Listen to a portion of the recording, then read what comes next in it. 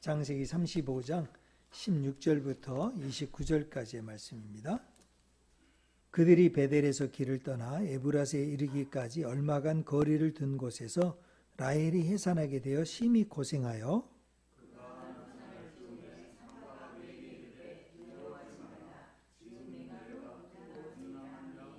그가 죽게 되어 그의 혼이 떠나려 할 때에 아들의 이름을 베논이라 불렀으나 그의 아버지는 그를 베냐민이라 불렀더라.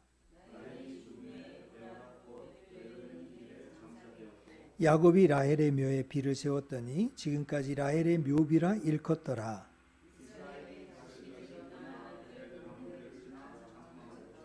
이스라엘이 그 땅에 거주할 때 르우벤이 가서 그 아버지의 첩 비라와 동침하며 이스라엘이 이를 들었더라. 야곱의 아들은 12이라.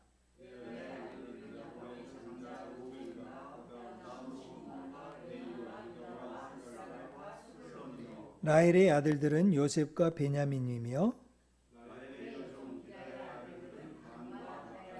레아의 여종 실바의 아들들은 갓과 아셀이니 이들은 야곱의 아들들이요 밧단 아람에서 그에게 낳은 자더라.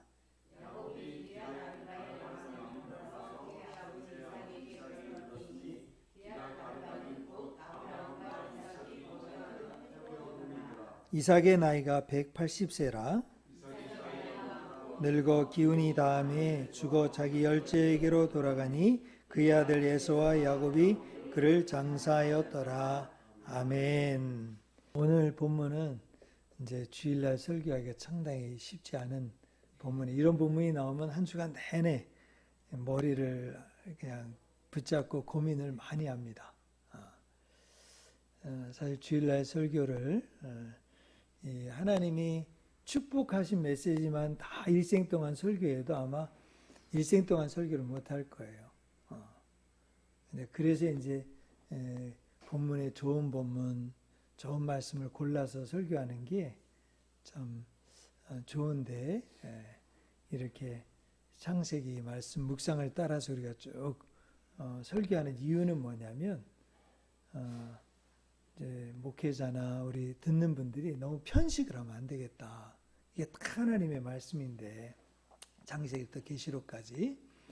그리고 하나님의 말씀은 내가 좋아하는 말씀만 하나님의 말씀이 아니고 내가 듣고 싶은 말만 듣는 게 아니라 하나님이 하신 말씀을 전체적으로 이해하고 그분이 내게 주신 음성을 듣는 게 중요하다. 내가 듣고 싶은 말씀을 듣는 것보다 하나님이 내게 주시는 말씀이 뭔가, 그것을 듣는 게 진정한 예배고 또 말씀을 대하는 태도이다. 두 번째는 말씀 묵상이 중요하다. 그러니까 이제 주일날 설교 한번 듣는 걸로 한 주간 사는 게 중요한 게 아니라 매일매일 말씀을 묵상하는 게 참 중요하다. 그래서 우리 교회는 한 주간 한 주간 주일 말씀으로 사는 교회가 아니라 매일매일에 나에게 주시는 생명의 말씀으로 내가 사는 교회다. 이런 것들을 좀 생각하기 위해서 이렇게 본문을 주일 생명에서 말씀 본문을 따라서 쭉 설교를 하고 있습니다. 이제 오늘 읽었던 창세기 35장 말씀은 야곱의 인생의 이제 마지막 부분에 해당됩니다. 오늘 여러분들이 이 내용을 16절부터 29절까지 읽어보면 어떤 일들이 생겼습니까? 어떤 일들이 생겨요? 야곱의 인생을 가만 보면 참 열심히 산 사람이에요. 지금 90년 동안 굉장히 열심히, 부지런히 산 거예요. 일도 열심히 하고 자식도 열심히 낳고 또 맡겨진 어떤 재산을 불리고 또 가축대를 돌보고 또 하나님 믿는 신앙도 또 보통이 아니었어요. 그러니까 야곱처럼 영적인 체험이 많은 사람이 없다고 저는 생각이 들어요. 그 야곱에게서 나온 지명이 뭡니까? 베델이잖아요. 베델 하나님의 집이, 그러니까 그때 영적인 체험이 어떤 체험이에요? 돌베고 베고 자는데 사닥다리가 내려오면서 하늘로부터 사자가 오르락내리는 걸 봤잖아요. 그리고 대화를 하잖아요. 그것뿐입니까? 분이엘 기억하세요? 하나님의 사람과 함께 씨름하다가 어떻게 해요? 한도 뼈가 부러질 정도로 하나님의 사람과 씨름을 해서 축복을 받잖아요. 그뿐이 아니에요. 엘베벳 기억합니까? 엘베벳? 베델에 돌아왔을 때 다시 또 하나님이 나타나시잖아요. 그 영적인 체험으로 따지면 이제 이것뿐이 아니죠. 영적인 체험으로 따지면 좀 야곱처럼 영적인 체험을 많이 한 사람이 있을까? 물론 다니엘도 모세도 아브라함도 체험의 종류는 다르지만 많지요. 근데 야곱이 이렇게 체험을. 그러니까 그렇게 참 복받은 인생, 좋은 인생. 그래서 야곱의 축복이라는 노래가 있잖아요. 너는 담장 넘어 뻗은 나무. 그죠? 그만큼 축복의 인생으로 생각이 되는데 16절부터 일어나는 말년의 인생을 보면 사랑하는 이가 죽어요. 아내가 라헬이 죽고 이삭도 죽고 아버지도 죽고 아마 엄마 리브가는 이전에 오기 전에 돌아가신 것 같아. 그런데 리브가 이야기는 안 나와요. 그리고 어떻게 됩니까? 자식들 가운데 22절에 보면 장자라고 하는 르우벤이 자기의 아내, 여러분 그 당시는 아내도 아내지만 첩도 아내와 같은 사람. 이 야곱의 첩이었던 비라를 어떻게 해요? 간음하고 성범죄가 일어나죠. 성범죄. 물론 이 이야기 전에 34장에서는 어떤 일이 일어났습니까? 자기 딸 디나가 세겜 땅에서 강간을 당하잖아요. 그리고 자식들은 어떻게 됩니까? 루벤 장자는 지금 이렇게 집안에서 이런 범죄가 일어나고 또 시므온과 레이는 폭력적으로 변하잖아요. 가서 다 죽이잖아요. 결국은 이 모든 불행한 일들이 계속 터지네요. 가만 보면 그렇게 열심히 살고 하나님 체험 많이 하고 그렇게 많이 했는데 역경과 고난은 이 말년에 끝이 나질 않고 있다는 거예요. 계속 일어나고 있는 거예요. 고난이 계속 일어나. 나쁜 일이 계속 일어나. 불운한 일이 계속 일어나. 여러분 이랬을 때 어떻게 하겠어요? 야곱이 일생 동안 생각하고 살아왔던 일종의 자기의 신념이라 할까? 자기의 믿음이라 그럴까? 자기가 갖고 있는 생각 있잖아요. 일생 동안 야곱이 힘쓰고 애썼던 일이 뭐냐? 여러분 어떻게 생각하세요? 이 말년에 이 어렵고 힘든 일이 있는데도 끝까지 야곱이 축복의 인물로 불려지고 믿음의 사람으로 믿음의 조상으로 아브라함, 이삭으로 끝나지 않잖아요. 이스라엘 백성들이 뭐라고 불러요? 아브라함과 이삭과 야곱의 하나님 이렇게 부르는 이유가 뭘까? 이걸 통해서 오늘 우리가 일생 동안 힘쓰고 애써야 될 일이 뭘까? 첫째, 35장 3절 우리 다 함께 한번 읽어보겠습니다. 오늘 말씀 여러분 매번 중요하다고 생각이 들어요. 매번 말씀이 중요하지만 여러분 주의 깊게 한번 깨닫고 성령님이 하시는 말씀을 들었으면 좋겠습니다. 35장 3절 함께 읽겠습니다. 시작. 우리가 일어나 베델로 올라가자. 내 환난 날에 내게 응답하시며 내가 가는 길에서 나와 함께 하신 하나님께 내가 거기서 제단을 쌓으려 하노라매. 첫째는 뭐냐면 하나님과의 교제입니다. 그러니까 베델은 뭐예요? 하나님을 만난 장소잖아요. 혼자서 제일 힘들고 어려울 때 고향과 친척집을 떠나서 참 정처 없이 광야길로 들어갔는데 너무 피곤해서 밤에 잠을 자야 되잖아요.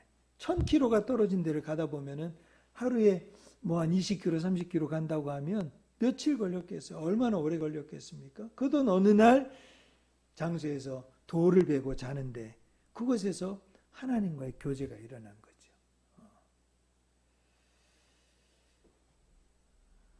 내 환난 날에 내게 응답하시며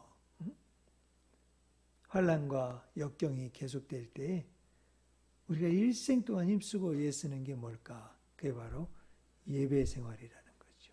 예배. 베델은 하나님의 집입니다. 하나님과 만나는 곳입니다.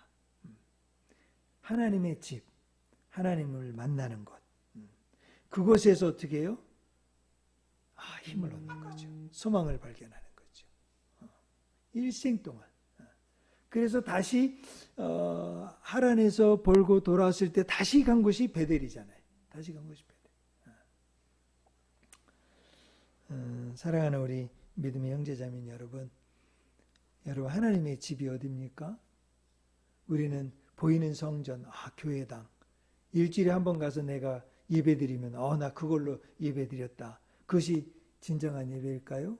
예배일 수도 있고 아닐 수도 있어요. 저는 우리 모두가 다 함께 한국교회는 예배 생활에 그래도 열심히 했던 것 같아요. 그런데 예배 생활에 그렇게 열심히 했던 바리새인, 사두개인, 유대인들과 이스라엘 백성들 향해서 예수님께서 뭐라 그랬습니까? 너희가 하나님의 집을 강도의 구렬로 만드는구나. 강도의 구렬로 만드는구나 그러지 않아요? 아니 하나님의 집을 멋있게 장식하고 멋있게 만들고 멋있게 건축하고 멋있게 그곳에서 예배하고 나는 그곳에 가서 예배 딱 정시에 들어가서 예배 드리고 말씀 듣고 나와서 믿음으로 산다고 사는데 그런 사람이 누구였습니까? 바리새인들 아니었어요? 서기관들 아니었어요? 유대인들 아니었습니까? 그런데 하나님은 뭐라고 그래요? 예수님 오셔서 네가 내 아버지의 집, 하나님의 집을 강도의 구렬로 만드는구나. 여러분, 우리 드리는 예배는 어떤 예배입니까? 우리가 드리는 예배는 뭡니까? 하나님과의 교제가 있습니까? 그럼 하나님과의 교제는 뭐냐? 하나님을 예배하는 건 뭐냐? 조금 더 구체적으로 이야기할 필요가 있어요. 이제 사도행전 2장 42절에 보면 우리가 드리는 교제가 뭔지를 아주 구체적으로 표현해 놓고 있어요. 함께 읽겠습니다. 시작. 그들이 사도의 가르침을 받아 서로 교제하고 떡을 떼며 오로지 기도하기를 힘쓰니라. 그러니까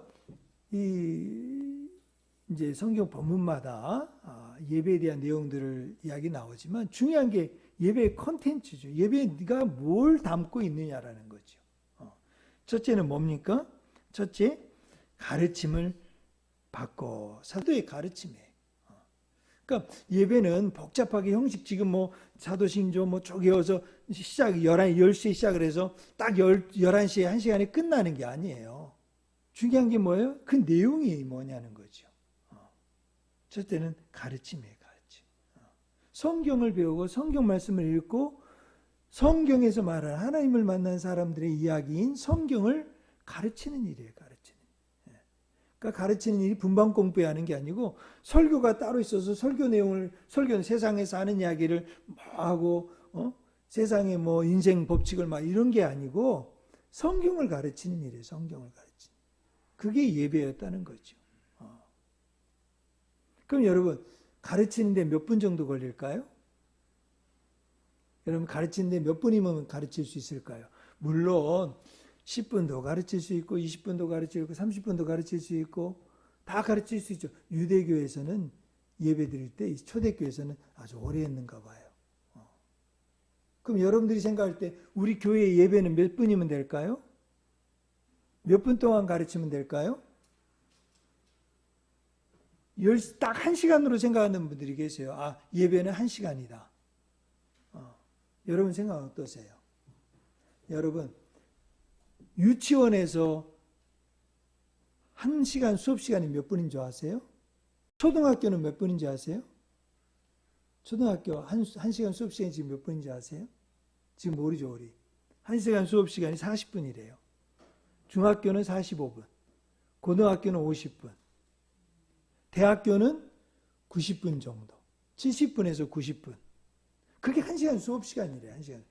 그게 우리나라만 그렇게 하는 게 아니라 일본도 미국도 영국도 전 세계가 비슷하게 한 40분에서 50분이 1시간 수업 시간이래요.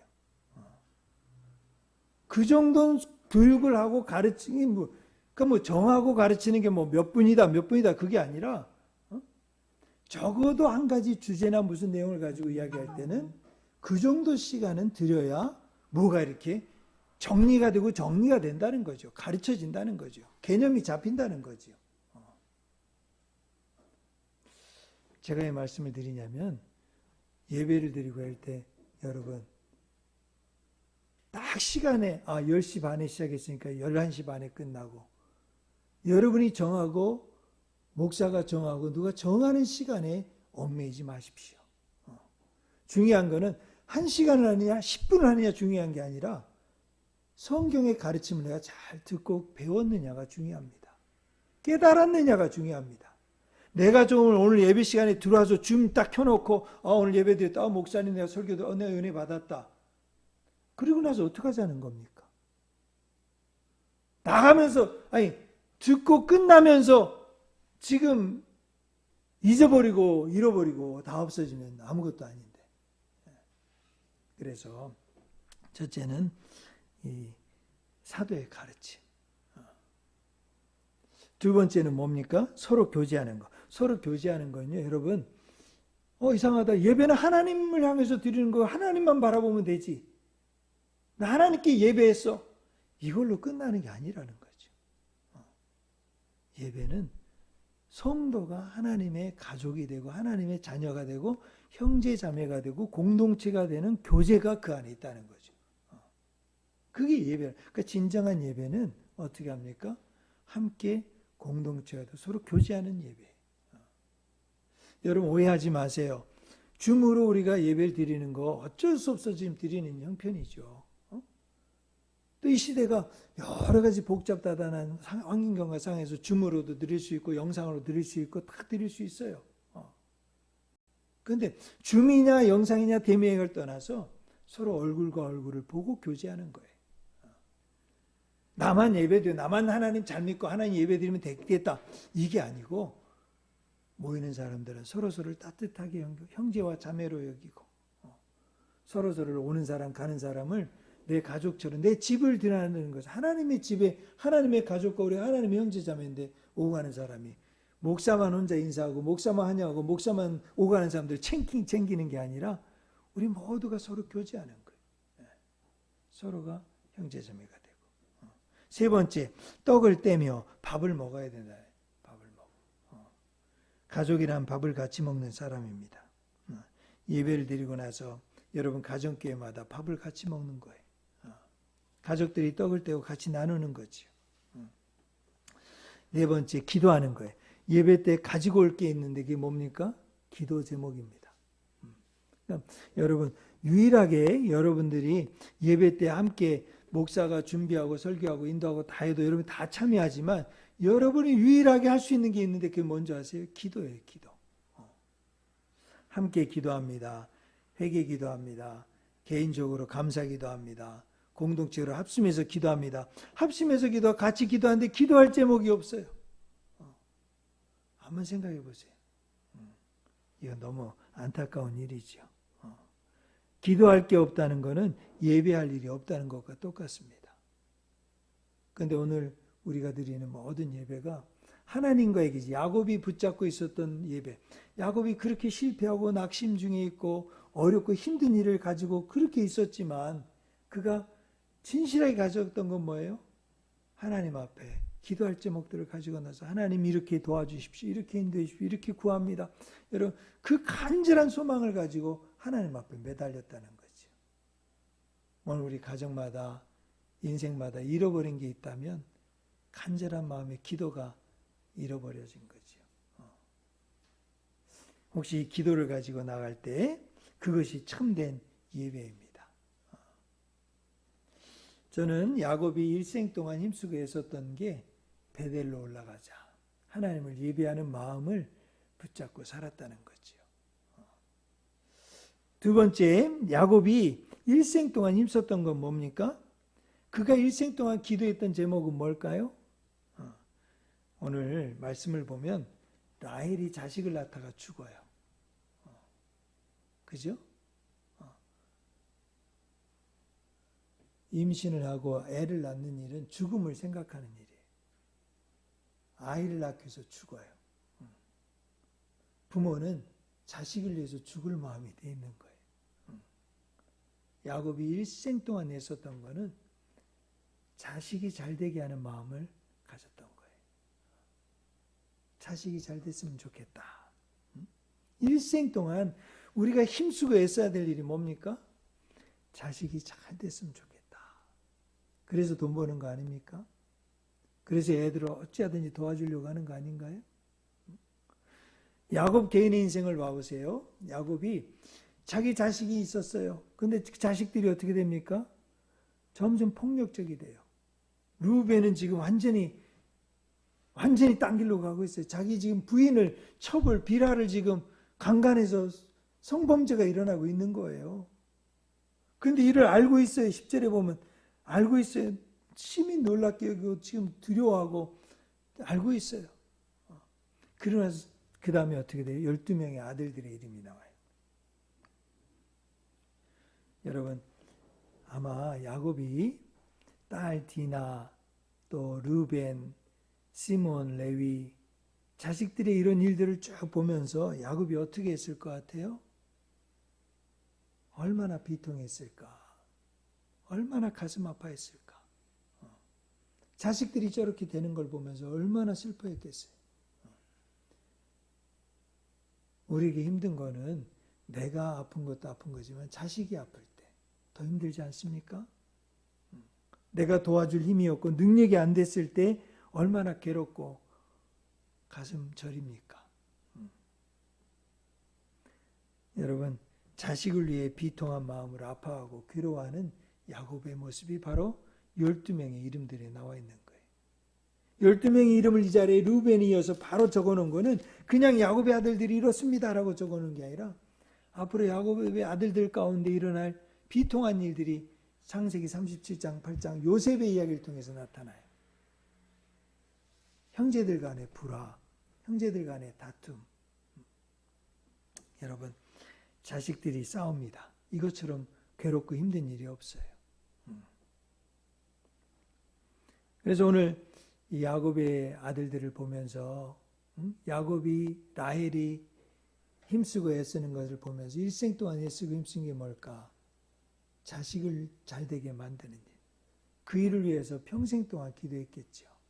그 일을 위해서 평생 동안 수고하고 애썼겠죠. 사업이 잘 되는 것, 직장이 잘 되는 것, 부부가 잘 사는 것, 이웃사촌과 잘 되는 것, 잘 이루게 하는 것 모두가 다 뭡니까? 자식을 염두에 두고 하는 일이에요. 여러분 요즘 뭐 자식만 생각하고 사는 부모 없다. 뭐 자식만 그렇게 위해서 해서는 안 된다. 물론 너무 자식이 우상이 돼가지고 뭐 내 자식만 바라고 다른 자식들은 뭐 아나무인이고 내 자식이 뛰어놀든지 뭐 내 자식이 어떻게 됐는지 내 자식만 잘 되면 됩니다. 이렇게 생각하는 건 아니지요. 그렇게 비상식적이고 몰지각한 그런 인생을 말하는 게 아닙니다. 야곱이 평생 동안 사랑하면서 살아왔던 인생의 좌표와 목표가 있었다면 자식들을 잘 되게 했으면 좋겠다. 그래서 말이 없어요. 자식을 이기는 부모가 없는 거죠. 자식들이 막 이렇게 일어났을 때 12명의 자식, 아니 디나까지 13명 이렇게 저렇게 막 말했을 때 자식에게 하는 이야기가 없어요. 무엇을 할 수 있겠습니까? 여러분 부모들한테 어른들한테 해줄 수 있는 칭찬 가운데 제일 큰 칭찬이 뭐예요? 당신 자식 참 잘 키웠다. 당신 자식이 참 당신보다 나은 것 같다. 혹시 그 이야기를 듣는 게 조금 나이가 지나신 분들은 어떻게 해요? 손주, 손녀가 참 예쁘고 귀엽고 똑똑하고 정말 잘한 것 같다. 그 이야기 앞에 누가 싫어하겠습니까? 누가 그 이야기를 마다하겠습니까? 여러분 남편 자랑, 아내 자랑, 형제 자랑을 하면 시기심이 일어나도 내 자식 자랑해주고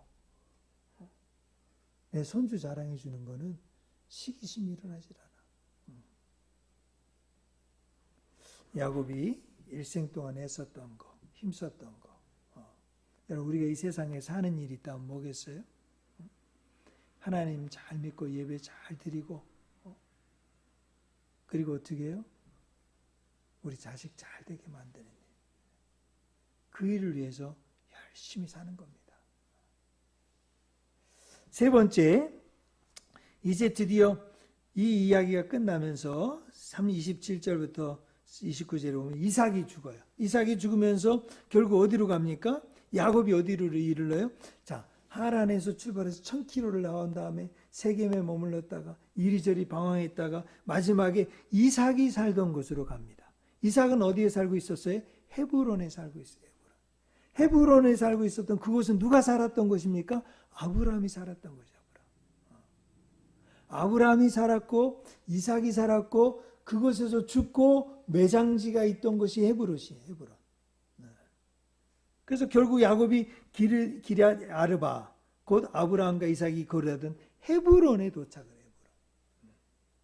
그때가 이삭의 나이가 180세였고 그 아버지가 돌아가시는 모습을 보고 그리고 죽어 자기 열조에게로 돌아가고 그의 아들 에서와 야곱이 그곳에 장사 지내고 야곱은 그곳에 살게 된 이야기로 오늘 마치죠.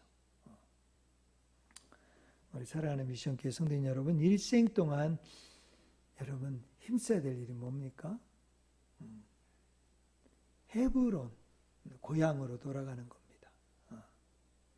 이 고향을 성경의 용어로 말하면 본향입니다. 본향. 우리가 좀 더 이야기하면 천국이라고 말할 수 있어요. 천국. 영적인 본향. 그거는 우리가 좀 더 말하면 구원의 완성을 말합니다. 구원의 완성. 그래서 헤브론이라는 뜻은 친구예요. 친구. 하나님의 친구. 아브라함도 하나님의 친구였죠. 모세도 하나님의 친구였죠. 예수님도 우리들을 향해서 뭐라 그랬어요? 종이라 하지 마라. 일꾼이라고 하지 말아라. 사역자라고 하지 말아라. 너희는 나의 친구다. 친구의 친구. 하나님 나라의 본향으로 가는 이유가 뭡니까? 내가 하나님을 위해서 죽도록 일하고 죽도록 헌신하고 내 있는 것 다 바쳤기 때문에 하나님 나라 갑니까? 그런 걸로 가는 나라가 아니에요.